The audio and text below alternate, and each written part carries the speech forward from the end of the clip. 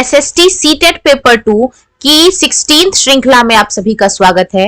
Hello friends, कैसे हैं आप सभी। तो आज की वीडियो में हम रोशनी डालेंगे एनसीईआरटी के कुछ बहुत ही इंपॉर्टेंट पॉइंट पे, जो कि आने वाले सीटेट एग्जाम के लिए बहुत ही ज्यादा नेसेसरी हैं। यहीं से आपको एग्जाम में क्वेश्चन देखने को मिलेंगे। पॉइंट टू पॉइंट हम एनसीईआरटी के इंपॉर्टेंट पॉइंट्स को आपके लिए लेकर आते हैं। तो आज हमारा डे 16 है।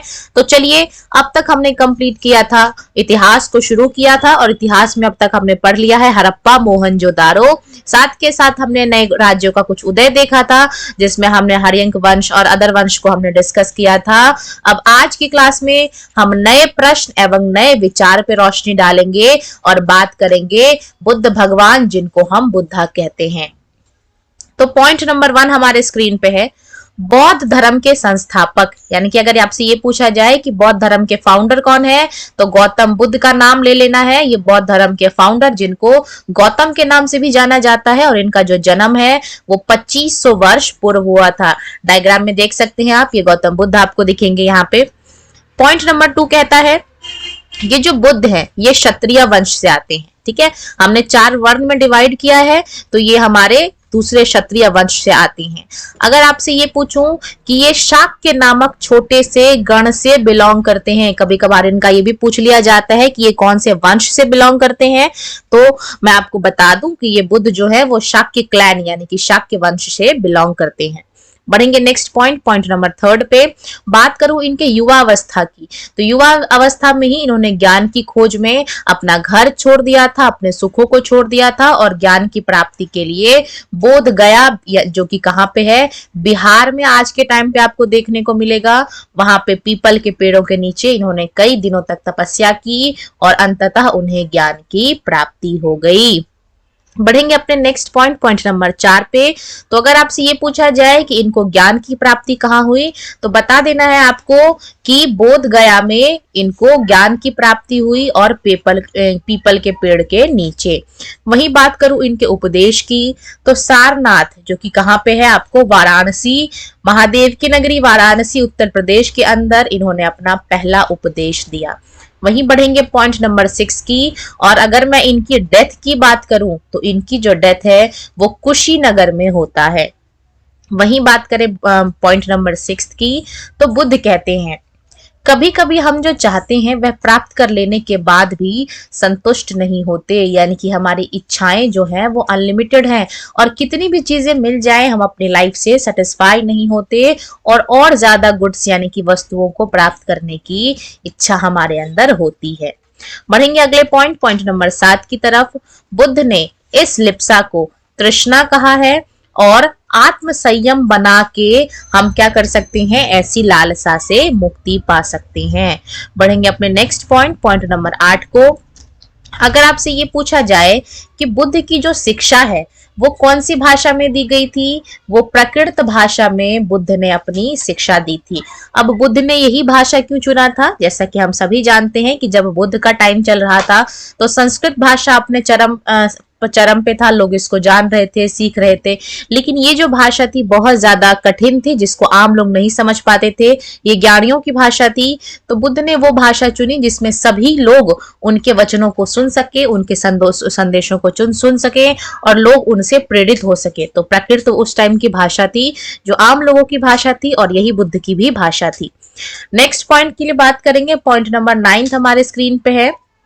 बुद्ध ने किसा गौतमी की कहानी में शिक्षा दी कि मृत्यु सत्य है और इससे कोई बच नहीं सकता। तो इसमें बुद्ध ने ये बताया हमें कि जो भी डेथ है वो होना फिक्स है, डेथ को कोई भी टाल नहीं सकता, और सबका एक दिन डेथ होना तय है। बढ़ेंगे नेक्स्ट पॉइंट नंबर 10 की तरफ। यहाँ पे हम स्टार्ट करेंगे उपनिषद की। तो उपनिषद का मतलब क्या होता है, उपनिषद जो है ये उत्तर वैदिक ग्रंथों का हिस्सा थे, यानी कि ये लेटर वैदिक एरा के पार्ट थे। जो हमारा वैदिक एरा है जिसमें हम ऋग्वेद को लेते हैं, और बाकी हमारा सारा उत्तर वैदिक जिसमें जितने अदर वेद हैं वो, और ये उपनिषद आते हैं। अब उपनिषद का अर्थ क्या है, तो अगर आपसे ये पूछे कि उपनिषद का शाब्दिक अर्थ क्या है, तो उपनिषद का अर्थ है गुरु के समीप बैठना। नेक्स्ट पॉइंट की ओर बढ़ेंगे, पॉइंट नंबर 11 की तरफ, जिसमें हम प्रसिद्ध स्त्री गार्गी की बात करेंगे। उस टाइम पे क्या होता था, वुमेन्स को पार्टिसिपेट नहीं करने दिया जाता था किसी भी डिबेट डिस्कशन में। तो उस टाइम एक लेडी थी जिनका नाम था गार्गी, बहुत ही ज्ञानी और बहुत ही जानकार लेडी थी, जो कि क्या करती थी, राज दरबार में जो वाद विवाद होते थे यानी कि जो डिबेट्स होते थे उसमें ये गार्गी नाम की जो लेडी है ये पार्टिसिपेट करती थी। बहुत ही ज्ञानी लेडी थी ये। बढ़ेंगे अगले पॉइंट नंबर 12 की तरफ। जो निर्धन व्यक्ति हैं यानी कि जो पुअर पीपल्स हैं उनको भी पार्टिसिपेट नहीं किया करने दिया जाता था। तो ना पुअर पीपल्स और ना ही वुमेन्स को आजादी थी कि वो वाद विवाद में हिस्सा लें। बढ़ेंगे अगले पॉइंट नंबर 13 की तरफ, जिसमें हम डिस्कस करेंगे पाणिनि को। पाणिनि ने संस्कृत भाषा के व्याकरण की रचना की। यानी कि अगर आपसे ये पूछा जाए कि संस्कृत ग्रामर की रचना किसने की, तो बता देना है आपने पाणिनि ने की। ये रचना क्या है, जो सूत्र बीज गणित के सूत्र है उससे काफी मिलते जुलते हैं और इसका प्रयोग उन्होंने संस्कृत भाषा के प्रयोगों के लिए लघु सूत्रों लगभग 3000 के रूप में इसको लिखा गया है। और अगर आपसे ये पूछा जाए कि पाणिनि की किताब का नाम क्या है, तो अष्टाध्यायी इन्हीं की किताब का नाम है। बढ़ेंगे अगले पॉइंट नंबर 9 की 14 की तरफ। अब तक हमने बुद्ध और उपनिषद को डिस्कस किया। यहां से हम शुरू करेंगे जैन को यानी कि जैनिज्म को। इसी युग में अर्थात 2500 वर्ष पूर्व ही जैन धर्म की जो सबसे फेमस विचारक थे जिसका नाम है वर्धमान महावीर, ये भी इन्होंने भी अपने प्रचारों विचारों को प्रसार किया। अगर इनके संघ की बात करें तो ये वज्जी संघ से बिलोंग करते थे और लिच्छवी कुल के क्षत्रिय राजकुमार थे। एक और चीज, ये जो बुद्धिज्म और जैनिज्म है दोनों ही समकालीन है यानी कि एक ही समय की घटना है। बढ़ेंगे अगले पॉइंट नंबर 15 की तरफ। अगर मैं जैन की बात करूं, महावीर को चर्चा में लेके आऊं तो हम सभी जानते हैं कि 30 साल की एज में इन्होंने अपना घर छोड़ दिया और जंगल में जाके रहने लग गए थे। बढ़ेंगे नेक्स्ट पॉइंट नंबर 16 की तरफ। 12 वर्ष तक कठिन एवं एकांकी जीवन व्यतीत किया इन्होंने, यानी कि 30 साल के एज में घर छोड़ा और उसके ठीक 12 वर्ष बाद इनको ज्ञान प्राप्त यानी कि 42 वर्ष के एज में इनको ज्ञान की प्राप्ति हुई। बढ़ेंगे अगले पॉइंट नंबर 17 हमारी स्क्रीन पे है। तो ये जो बौद्ध और महावीर दोनों की जो शिक्षा की भाषा थी, दोनों ने ही प्राकृत चुनी थी। क्यों प्राकृत चुनी थी? क्योंकि प्राकृत आम लोगों की भाषा थी और जो उनके फॉलोअर्स हैं जिनको वो शिक्षा देंगे वो इस भाषा को समझ सके, अंडरस्टैंड कर सके, लोगों में अपनी पहचान बना सके, इसलिए इन लोगों ने प्राकृत भाषा को चुना था। बात करें जैन वर्ड की, तो ये जो जैन वर्ड है ये जिन शब्द से निकला है और इस जिन का मतलब क्या है? विजेता यानी कि विनर। यहाँ ध्यान योग्य देने की बात यह है कि महावीर के लिए ही जीन शब्द का प्रयोग किया है, यानी कि महावीर का जो साइनोनिम्स है वो हम विजेता भी कह सकते हैं। बढ़ेंगे पॉइंट नंबर 19 की तरफ। महावीर और बुद्ध दोनों ने ये माना कि घर छोड़ने पर ही हमें सच्चे ज्ञान की प्राप्ति हो सकती है और इसके लिए इन्होंने क्या बनाया? संघ नामक इन्होंने संगठन बनाया। पॉइंट नंबर 20 कहता है हमारे पास, जो संघ में रहने वाले बौद्ध भिक्षु हैं उनके लिए कुछ रूल्स बनाए गए, जो कि ये रूल्स हमें कहाँ देखने को मिलेंगे? ये जो बुद्ध का ग्रंथ है विनय पिटक, इसमें हमें क्या देखने को मिलेंगे? रूल्स देखने को मिलेंगे। किस चीज के? ये जो संघ में लोग रहते हैं उनको कौन कौन से नियम फॉलो करने हैं, ये आपको बुद्ध की किताब विनय पिटक नामक ग्रंथ में देखने को मिलेगी। और विनय पिटक से ही हमें ये पता चलता है कि संघ में मेल और फीमेल दोनों को रहने की अलग अलग व्यवस्था थी। बढ़ेंगे अगले पॉइंट नंबर 21 की तरफ। तो संघ में रहने वाले जितने भिक्षु थे उनको दिन के एक निश्चित समय में वो क्या करते थे? अलग अलग शहरों में जाते थे, गांवों में जाते थे और वहां जाकर भिक्षा मांगते थे और उसी से अपना जीवन यापन वो लोग करते थे। बढ़ेंगे अगले पॉइंट नंबर 22 की तरफ। अब बात करेंगे संघ में कौन कौन प्रवेश लेते थे। तो संघ में प्रवेश लेने वालों में सबसे पहले ब्राह्मण्स का नाम आता है, उसके बाद क्षत्रियों का नाम आता है, देन हम बात करेंगे व्यापारियों की, मजदूरों की, नाई और गणिकाएं और दास भी शामिल थीं। अब संघ में जो ये स्त्री और पुरुष दोनों को सादा जीवन व्यतीत करना होता था। बढ़ेंगे अगले पॉइंट, पॉइंट नंबर 23 की तरफ। तो इसमें कहा गया है कि वर्षा ऋतु में अब जब बहुत ज्यादा बारिश होती थी तो उनको ट्रेवल करने में दिक्कत होता था, तो वो क्या करते थे, एक ही स्थान पे निवास करते थे और इस स्थान को हमने विहारा के नाम से जाना है।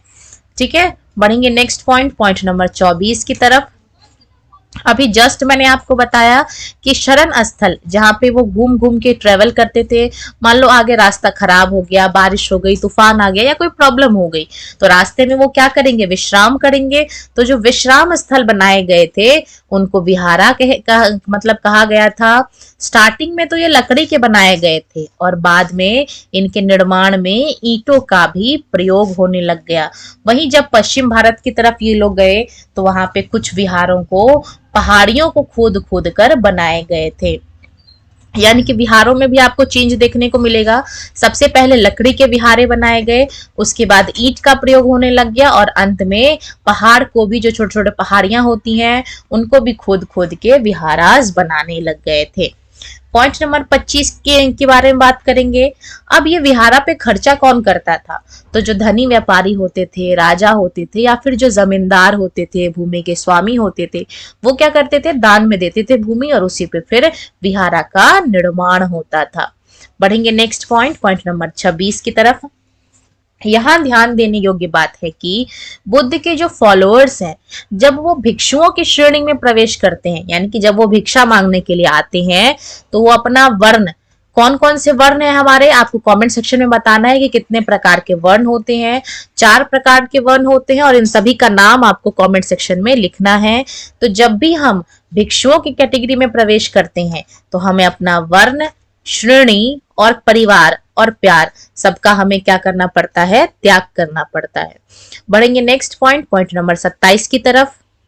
जिस टाइम जैन और बुद्ध दोनों पॉपुलर हो रहे थे, उसी टाइम ब्राह्मणों ने क्या किया था, आश्रम व्यवस्था का विकास किया था। अब यहाँ आश्रम का मतलब क्या है, आश्रम का मतलब है जीवन के चरण से है।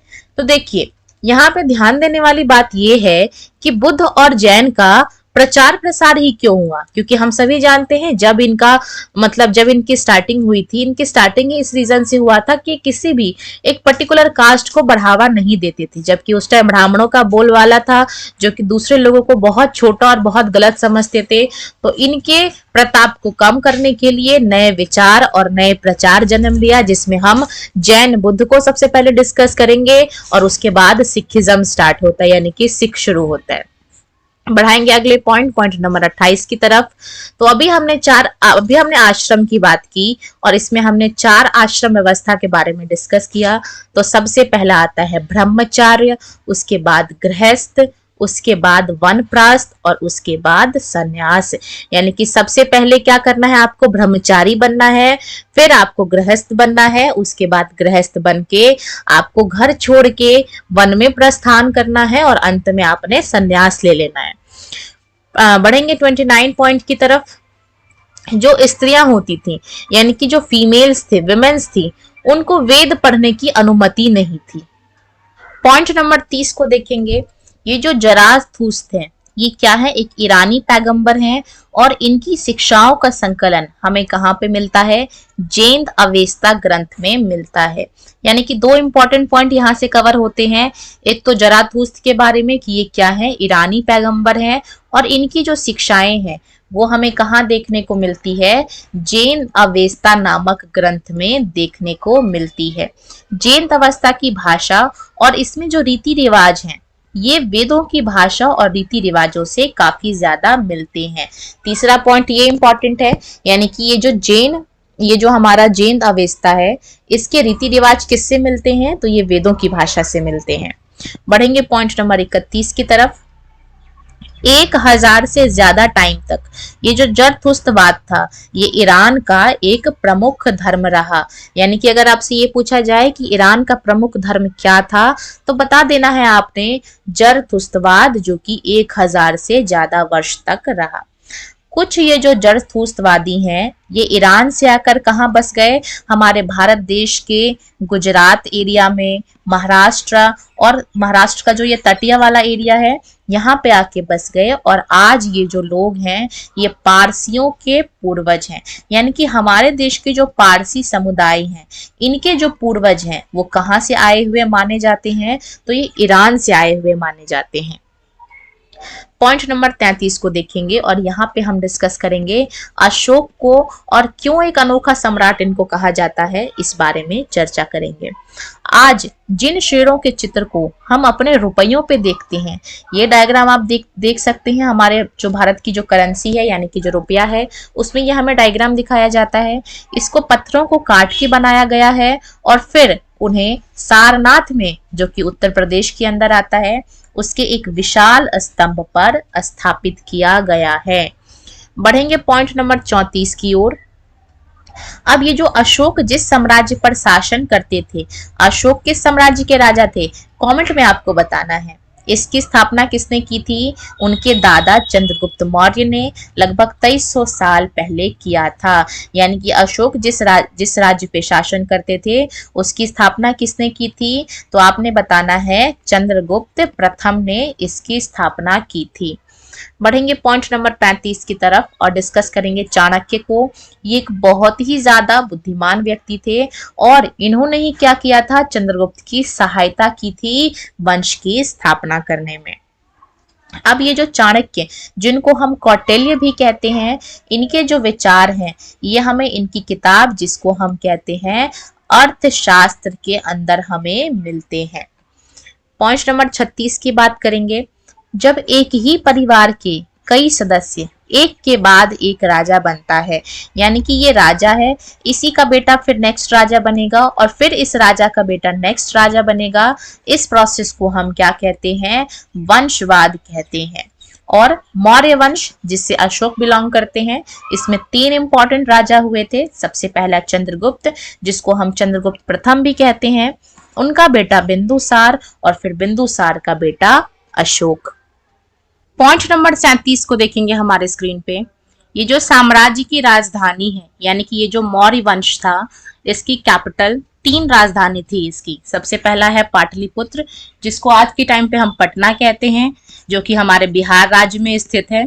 दूसरा है उज्जैन, जो कि आपको मध्य प्रदेश बाबा की नगरी में देखने को मिलेगा।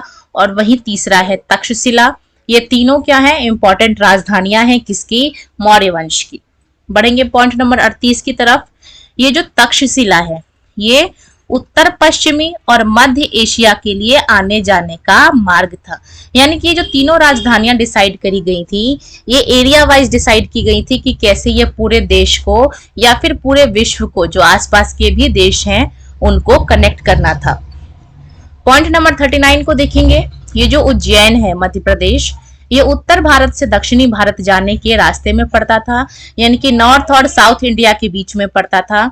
शायद नगरों में व्यापारी, सरकारी अधिकारी और शिल्पकार रहा करते थे। पॉइंट नंबर 40 देखेंगे। ये जो पाटलिपुत्रा वाला एरिया है और इसके आसपास के इलाकों पर सीधा सम्राट यानी कि राजा का कंट्रोल था। देखेंगे पॉइंट नंबर 41 को। तो टैक्स कलेक्ट करने के लिए क्या होता था, अधिकारी की नियुक्ति की जाती थी। यानी कि टैक्स यानी कि कर को इकट्ठा करने के लिए भी ये लोग क्या करते थे, अधिकारियों की नियुक्ति करते थे। वहीं बात करें पॉइंट नंबर 42 की, तो मौर्य समाज के अंदर बहुत सारे छोटे छोटे क्षेत्र, जिसको प्रांत भी कह देते हैं, ये थे। इन पर तक्षशिला या फिर उज्जैन जैसी प्रांतीय राजधानियों से शासन किया जाता था। देखेंगे पॉइंट नंबर नेक्स्ट यानी कि 43 को। तो वहां के जो राजकुमार थे उसको वहां का राज्यपाल यानी कि गवर्नर बना के भेजा जाता था, ताकि ये लोग क्या कर सके, वहां जाके देखभाल कर सके। पॉइंट नंबर 44 देखेंगे। ये जो कौटिल्य की अर्थशास्त्र है, इसमें लिखा गया है कि उत्तर पश्चिम कंबल के लिए, यानी कि ये जो नॉर्थ वेस्ट वाला एरिया है ये किसके लिए फेमस था? कंबल के लिए। वहीं जो साउथ इंडिया था यहाँ से क्या मंगाए जाते थे? गोल्ड यानी कि सोना मंगाया जाता था। इसके अलावा जो कीमती पत्थर हैं उसका भी आयात किया जाता था, के लिए फेमस है। और ये इंफॉर्मेशन हमें कहाँ से मिलती है? तो हमें यह इंफॉर्मेशन चाणक्य या फिर कौटिल्य या फिर एक और नाम है, क्या है उसको आपको कमेंट में बताना है, इनके अर्थशास्त्र में मिलती है। पॉइंट नंबर 45 को देखेंगे। यहाँ पर रेगुलर इंटरवल पे टैक्स कलेक्ट किए जाते थे, वहीं जो नजराना है अब वो अनियमित रूप से जब पॉसिबल हो इकट्ठा किया जाता था।